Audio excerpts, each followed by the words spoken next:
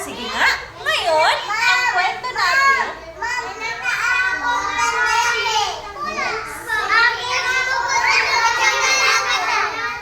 Okay. Okay. Ang kwento natin ay tungkol kay Pagong at kay Matching. Ang hindi nakatingin dito,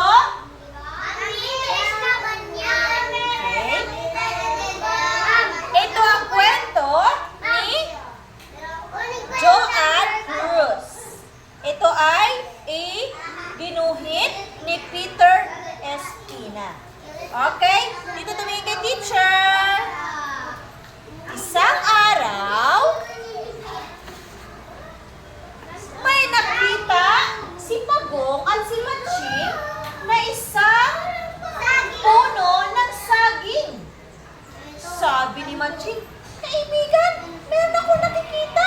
Isang puno ng saging. Tara, kunin natin. Sabi naman ni Pagong, oo nga, tara, kunin natin.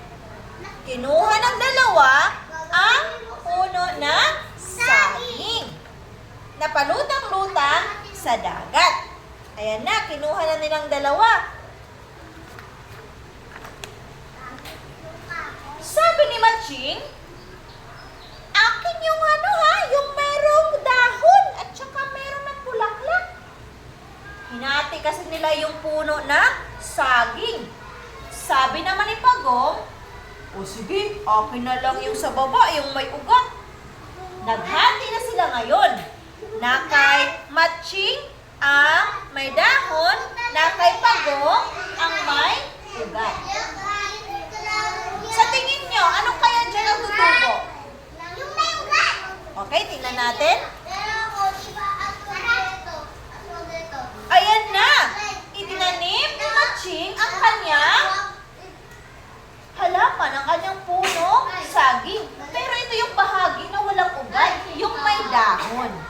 Ang kay Pagong naman, itinanim niya yung parting baba, yung may ugat. Ano nga ang ginagawa ng ugat? Mula sa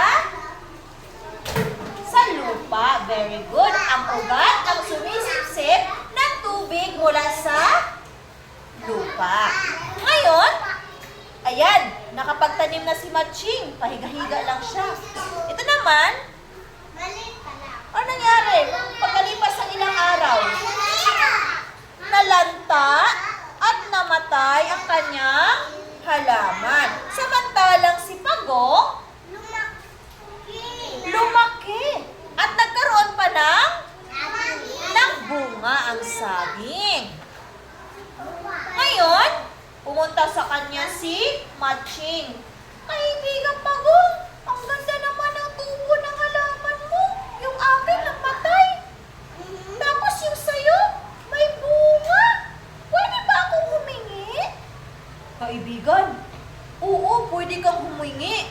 Pero, dahil hindi ako makaakyat, pwede bang ikaw na lang umakyat at kunin ang bunga nito? Pero hati tayo ng bunga na iyong kukunin.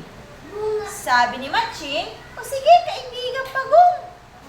Yun ang ginawa nilang, yun ang kanilang usapan. Pero anong nangyari nung nasa taas na si Matching? Hindi niya binigyan si Pagong ng saging. Anong ginawa ni Matching? Anong ginawa niya? Kinain niya lahat ng bunga. Nagalit ba si Pagong? Dahil sa nagalit si Pagong, anong kanyang ginawa? Nilagyan niya ng mga tinik ang katawan ng saging. At nung bumaba si Matching, aray! Siya ay, ano nangyari sa kanya? Siya ay tusok-tusok ng mga tinik na yon. Sabi niya, kaganti ako kasi natinik ako, aray, sakit. Tinanggal-tanggal niya ang mga tinik sa kanyang katawan, buong katawan.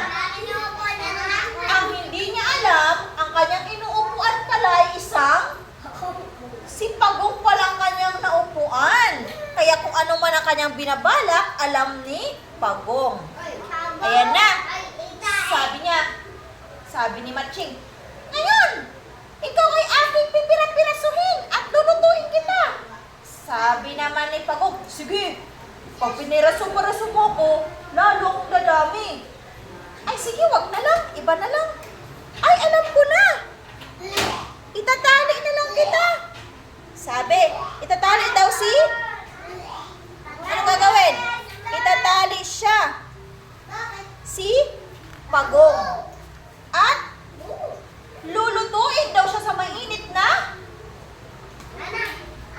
tubig. Sabi naman ni Pagong, sige, pag pinakuluan mo ko, lalo akong pupugi. Kasi ako ay mangmumula at magiging mistiso ako. Ay sige, wag na lang, iba na lang.